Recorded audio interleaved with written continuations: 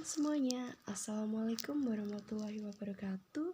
Shalom, salam damai sejahtera bagi kita semua. Om Swastiastu, Namo Buddhaya, salam kebajikan, Rahayu. Perkenalkan nama saya Rosario Adel Novia Putri.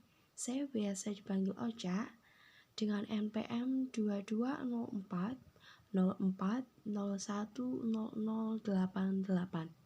Saya dari Prodi Manajemen Fakultas Ekonomika Bisnis dari Universitas Kanjuruhan Malang. Di sini saya akan mereview, di mana saya akan memenuhi tugas pendidikan kewarganegaraan yang diampu oleh dosen Bomans, Pak Bomans. Topik kali ini yang dibahas yaitu wawasan Nusantara. Apa sih wawasan Nusantara itu? Di sini saya akan menjelaskan tentang wawasan Nusantara. Wawasan Nusantara bermula dari wawasan kewilayahan dengan dicetuskannya Deklarasi Juanda pada tanggal 13 Desember 1957. Inti dari deklarasi tersebut yaitu segala perairan di sekitar, di antara, dan yang menghubungkan pulau-pulau yang termasuk negara Indonesia dengan tidak memandang luas atau lebarnya adalah bagian-bagian yang wajar daripada wilayah daratan negara Indonesia. Dengan demikian, bagian dari perairan pedalaman atau nasional yang berada di bawah kedaulatan mutlak milik negara Indonesia itu sendiri. Keluarnya Deklarasi Juanda pada tahun 1957 silam membuat wilayah Indonesia sebagai satu kesatuan wilayah. Laut bukan lagi pemisah pulau, akan tetapi laut sebagai penghubung pulau-pulau yang terdapat di Indonesia.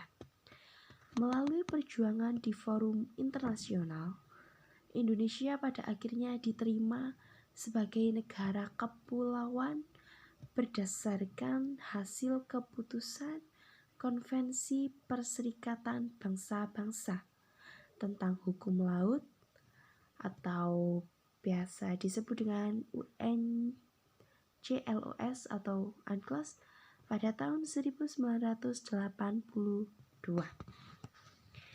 Pertambahan luas wilayah Indonesia sebagai satu kesatuan memberikan potensi keunggulan yang positif, yaitu dapat dimanfaatkan untuk meningkatkan kesejahteraan. Namun demikian juga mengundang potensi yang negatif, yaitu bisa mengancam keutuhan bangsa dan wilayah negara kesatuan Republik Indonesia. Wawasan Nusantara sebagai konsepsi kewilayahan yang selanjutnya akan dikembangkan sebagai konsepsi politik kenegaraan sebagai cara pandang bangsa Indonesia terhadap diri dan lingkungan tempat tinggalnya sebagai satu kesatuan wilayah dan persatuan bangsa. Selanjutnya esensi dari wawasan Nusantara yaitu adalah kesatuan atau keutuhan wilayah dan persatuan bangsa, namun mencakup di dalamnya pandangan akan satu kesatuan politik, ekonomi, sosial, budaya, dan pertahanan serta keamanan negara Indonesia itu sendiri. Wawasan Nusantara merupakan perwujudan dari sila ketiga Pancasila, yaitu adalah Persatuan Indonesia. Rumusan wawasan Nusantara termuat pada naskah GBNH pada tahun 1973 sampai dengan tahun 1998 dan dalam pasal 25A Undang-Undang Dasar Negara Republik Indonesia pada tahun 1945.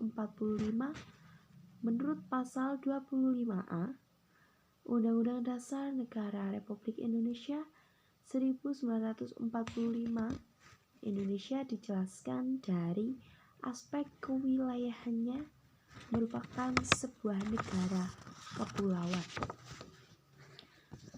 Sebuah negara kepulauan yang bercirikan Nusantara. Berdasarkan pasal tersebut, yaitu pasal 25A Undang-Undang Dasar Negara Republik Indonesia pada tahun 1945 ini, bangsa Indonesia menunjukkan komitmennya untuk mengakui betapa pentingnya wilayah Indonesia sebagai salah satu unsur negara, sekaligus ruang hidup bagi bangsa Indonesia itu sendiri yang sudah dan telah menegara. Kesatuan ini juga mengukuhkan kedaulatan wilayah Negara Kesatuan Republik Indonesia di tengah potensi perubahan batas geografis sebuah negara akibat gerakan separatisme, sengketa perbatasan antar negara, dan pendudukan oleh negara asing.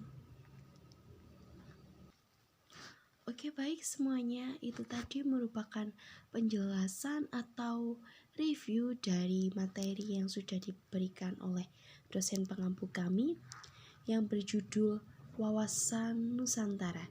Ya, sekian dari saya.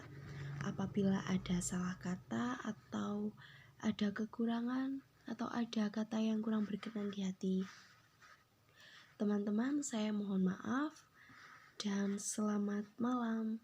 Wassalamualaikum warahmatullahi wabarakatuh.